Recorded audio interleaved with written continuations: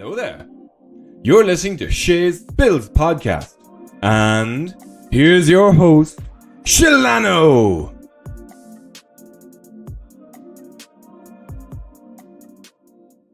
Hello everyone and welcome back to the podcast. Of course, it's Shalana. Hi, how are you? How you doing?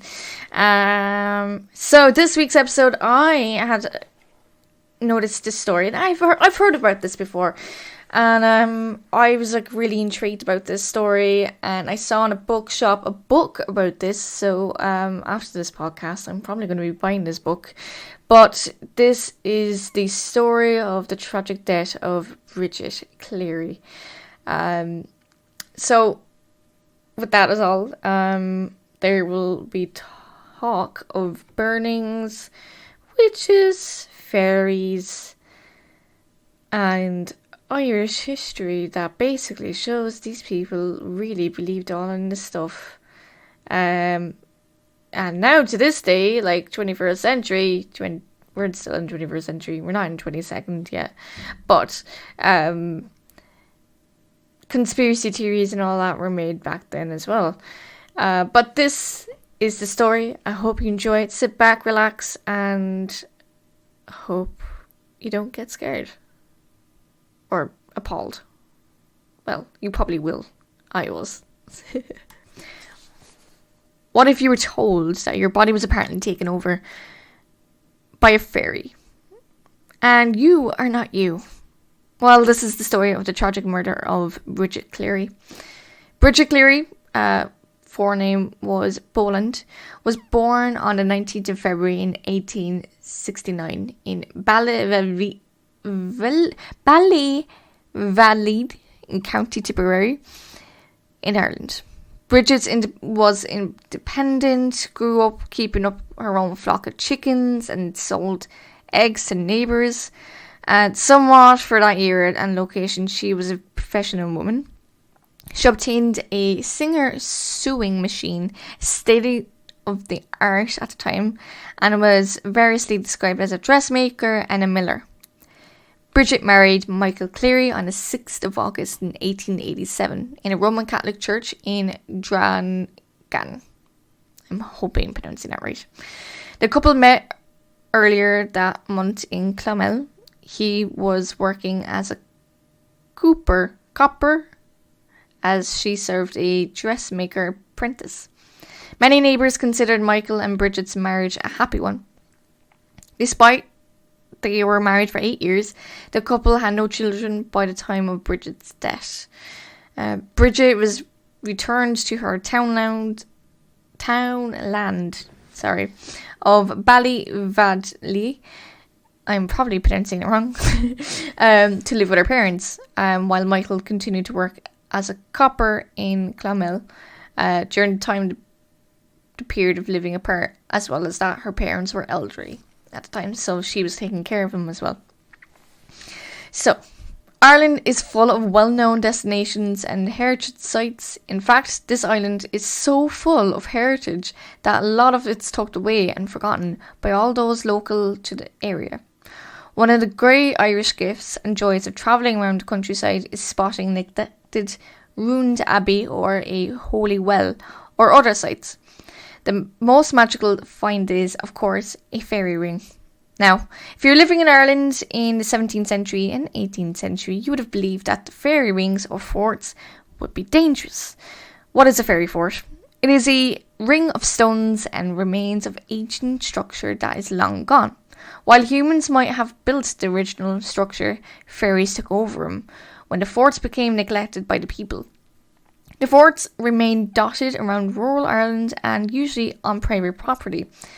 This means there are two dangers in trying to visit them. One, worldly, the other world, property owners and their livestock have strong feelings about strangers appearing and opening their gates. While a property owner might sternly order you, feck off basically, the land, a bull is more likely to simply charge at you, and they're simply fast. The second danger is more sinister. The fairies themselves. Now, they're usually more amiable, respectful visitors that would just look around and go away and don't touch it. They were extract to their revenge, and you could wind up returning home with entirely the wrong sort of Irish gifts. A fairy curse. Now, some people believe that all fairies are eager to curse any human who approaches, but quiet visitors who do not disturb the forts or suffer no unfortunate consequences. One point of clarification, fairy forts should not be confused with fairy rings. Although both may be approached with caution, while fairy forts are ruins of stone ring forts, fairy rings are fungus. They consist of circle of dead grass or mushrooms, poisonous mushrooms. Fairy forts are wonderful spots for polite visitors to respectfully visit the fairy homes, while the fairy rings are best avoided. So, while Bridget was taking a walk to deliver eggs in a area called Kyle Graham, I totally butchered it. I'm sorry. The site of a fairy ring, according to local folklore, Bridget had caught a chill, and apparently she did walk by it or through it. Now, if she was a local, she would have clearly known to avoid it, right? Her house was often occupied by smashing of neighbours, relatives, and many of them who become embroiled in Michael Cleary's growing belief in a supernatural basis for his wife's sickness. Now, when she came home, she had definitely been sick for several days. To this day, its diagnosis was a bronchitis, but at the time they didn't know what it was. She was pale, she was sweating, she just didn't look herself. So, like when you feel sick, right? Under a watchful eye of her husband, Michael kept watch. By Thursday, the 14th of March on 1895, he also sent for herbs, gleaned from a witch doctor type named Dennis Gainey by the stage name at the time. Michael Cleary was gripped by the belief that his wife was a malevolent fairy changeling. When Joanna Burke, who is her cousin to Bridget, went to visit her. When she came into the house, she was found to see Bridget was held down, force-fed, with a concoction of herbs and milk. Now, at the time, fairies, apparently, if anyone was a changeling, people thought that when a person had the fairy in them, the fairies loved milk and they needed to consume a lot of milk. So at the time, Michael thought she asked for milk, something's wrong with her. So the men who were there at the house happened to be Joanna's brothers, an elderly neighbour called John Dunn, and Bridget's own husband. Michael had asked, "Are you Bridget Boland, the wife of Michael Cleary, in the name of God?"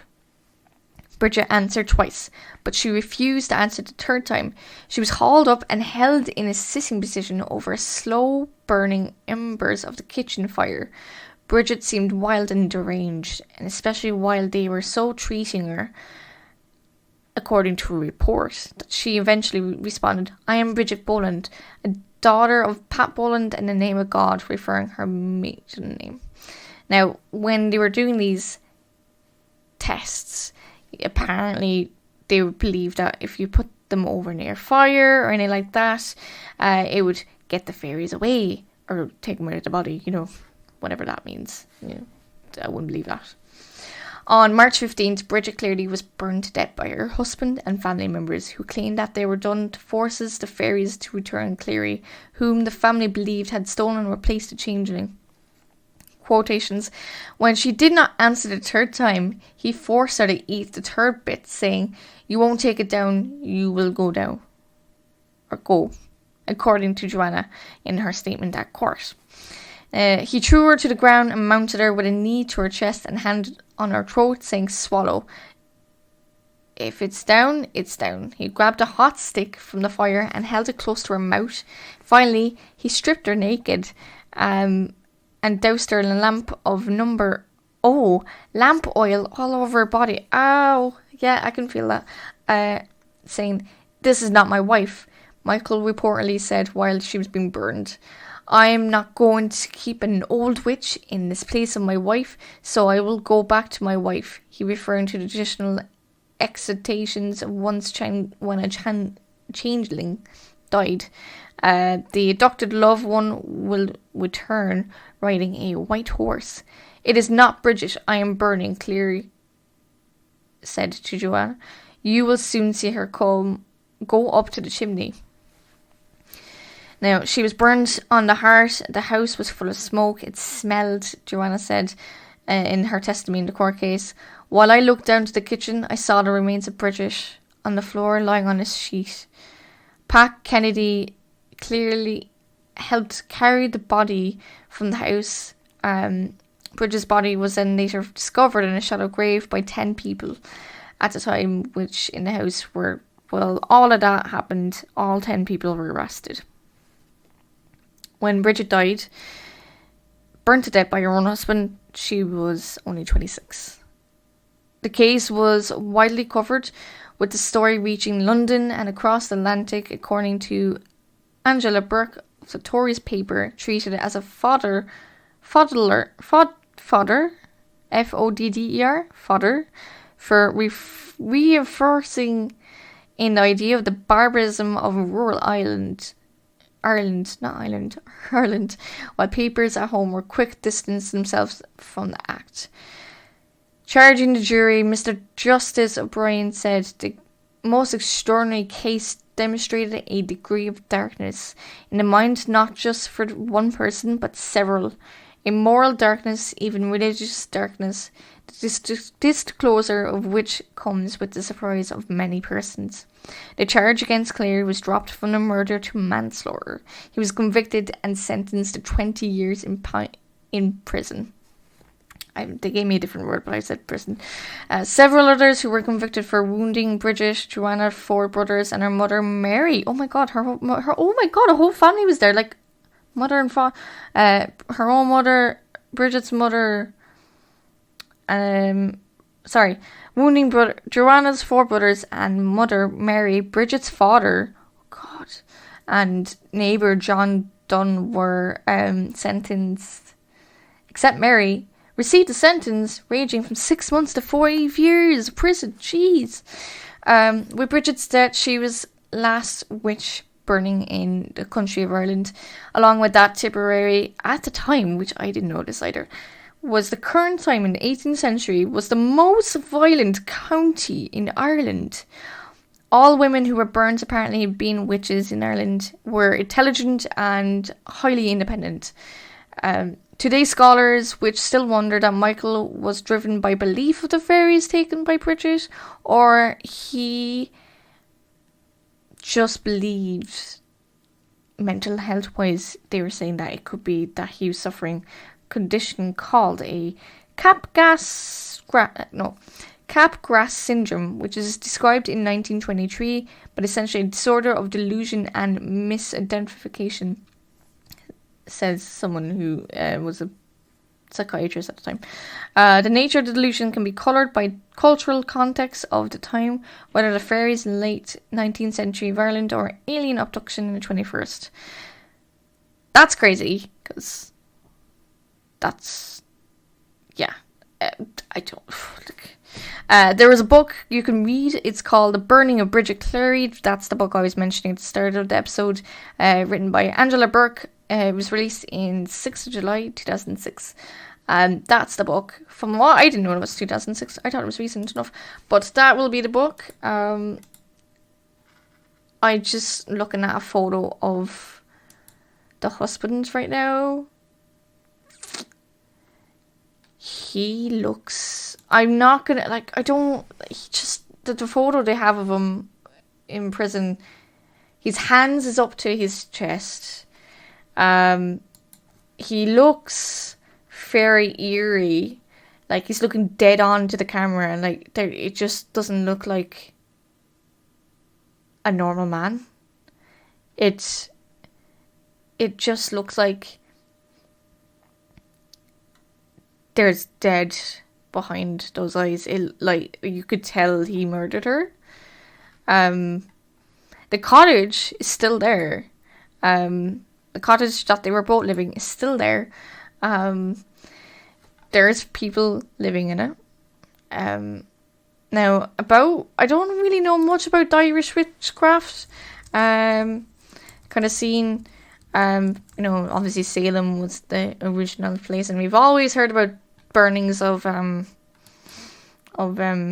witches in Salem, and there's so many programs out there. But that's the last one.